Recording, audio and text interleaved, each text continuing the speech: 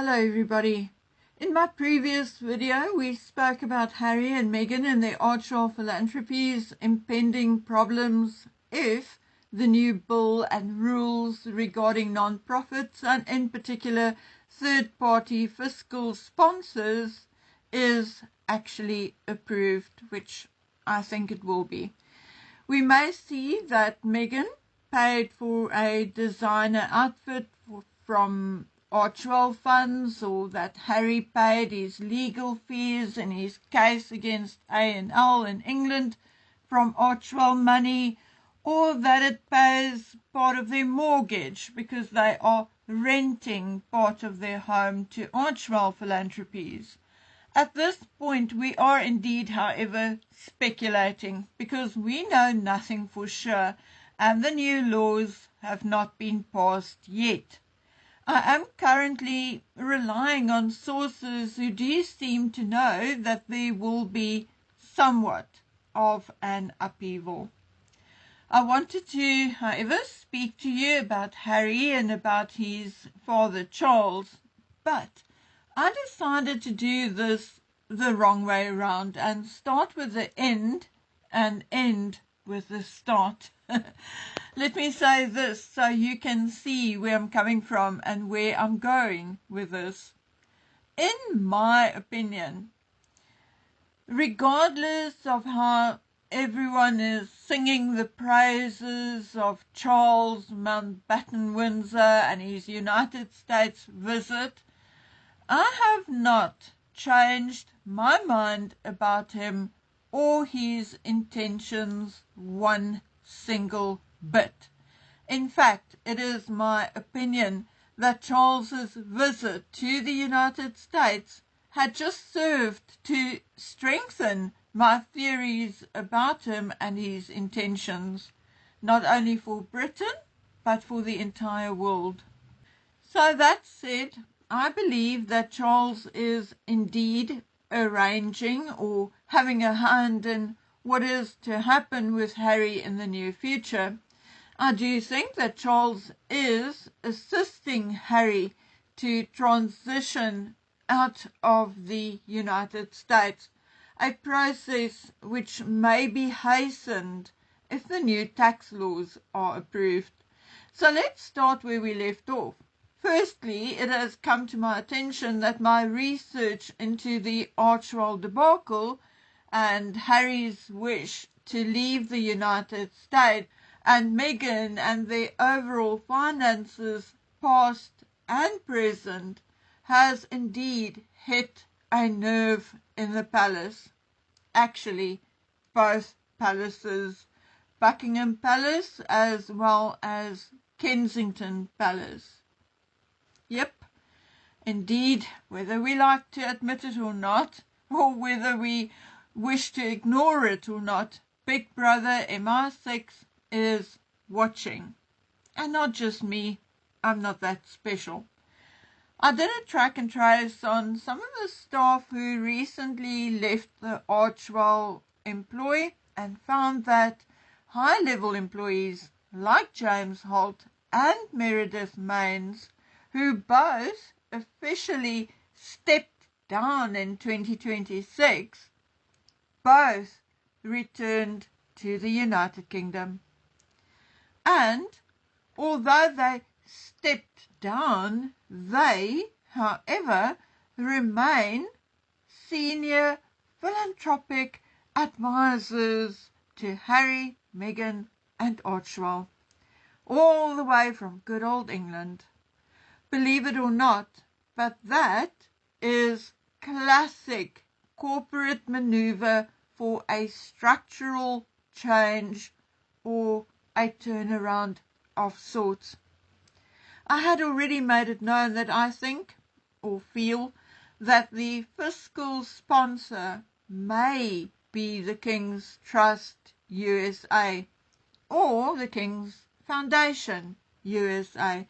But then again, the King's Trust, be it the King's Trust itself, the King's Trust International, or the King's Trust USA, is a very big, semi-transparent organization.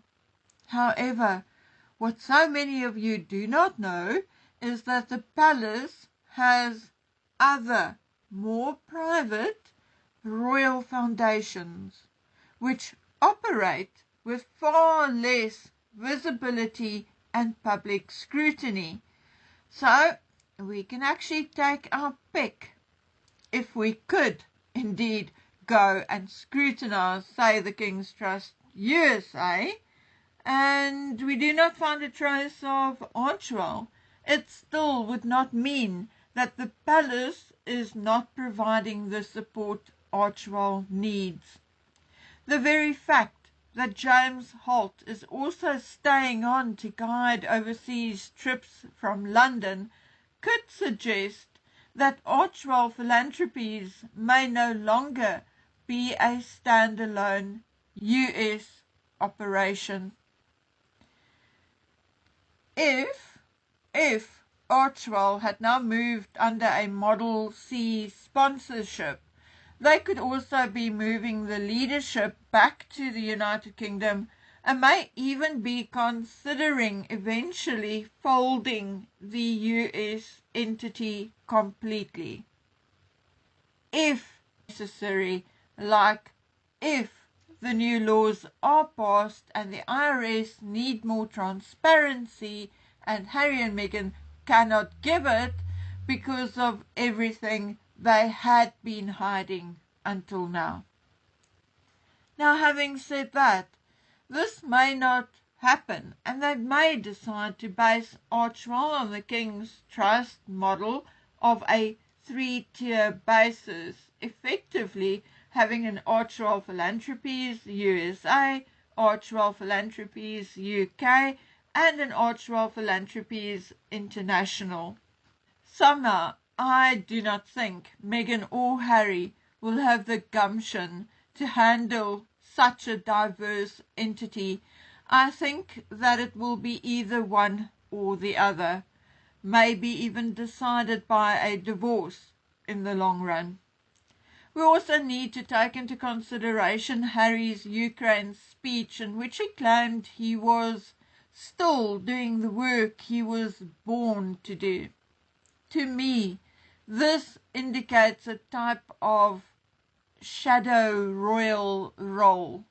I'm not sure Harry has the intellect or the guts to actually outwardly challenge his father or his brother with a statement like that. And my question still remains, why did the journalist ask him that question in the first place? It is a rather personal question, and it's not something I would think a journalist would easily ask. It appeared to be a setup to go down exactly the way it did. I also think it was set up to gauge public opinion. What is very important to understand, though, is if Harry is doing the work he was born to do and funding it through a secret third-party sponsor in the United States, then he is effectively operating a private diplomatic office without state oversight. And it may indeed be exactly what Donald Trump is seeing unfolding when he stated that Harry does not speak on behalf of the United Kingdom. The problem remains that everyone, including Donald Trump, maybe even Prince William, and a large portion of the public may be indeed seeing it. But the fact is that the only person who can do or say something about it, namely King Charles and Harry's father, is not saying or doing anything about this untenable situation. So one can only ask, why not? Could it be that he is approving of this situation, or that he is indeed behind all of it? Now, people are saying, oh, no, King Charles and Donald Trump never spoke about Harry. They had more important things to talk about. But it is almost a statistical certainty that during one of the meetings between President Trump and Charles Mountbatten Windsor, the status of Harry and his wife Meghan was indeed discussed in the context of bilateral relations and, say, security costs. This is particularly clear because Harry's visa matter will resume in early June. If the IRS transparency rules make Archewell's secret sponsorship impossible to maintain, and the Trump administration makes Harry's visa status and security arrangements precarious, a move back to a Commonwealth realm like Canada or the United Kingdom or even Australia may become a necessity and no longer a choice. At the moment, Harry and Meghan's half-in, half-out strategy is looking more like a reality than a theory. Taking a step back and re-looking over Harry's Ukraine visit, the picture of Harry wearing a black suit, wearing his medals and laying down flowers at the Wall of Remembrance in Kiev is indistinguishable from an official state visit. Harry also spoke at a security forum in Kiev alongside former British President Andrzej Duda. One can say what you will, but Harry did not speak as a private citizen. He called on the United States government to honor its international treaty obligations regarding Ukraine's safety and security. The medals and the protocol-heavy schedule proves that this was not a private visit, but instead a high-level diplomatic engagement. By acting like a working royal in a war zone, Harry was demonstrating his value to the crown. We have, however, moved along too fast and skipped the Archewell Philanthropies secret sponsorship issue, getting sidetracked by Harry and his family's status in the United States. The King's Trust USA had indeed shifted its structure not too long ago. In the past, it was a subsidiary of the King's Trust International, but it has fairly recently positioned itself as a robust, freestanding 501c3. It would indeed provide the perfect template for Archewell. Plus, it will allow them to claim to be part of the royal network. In the 2018-2019 financial year, Charles paid $6.9 million, or then 5 million British pounds, as wages. Okay, it's not really wages, it's more living costs or whatever, but it's too tedious to explain, to his 2 sons. If it was an even split, Harry was indeed already married in 2019, then we can assume they each received 2.5 million British pounds.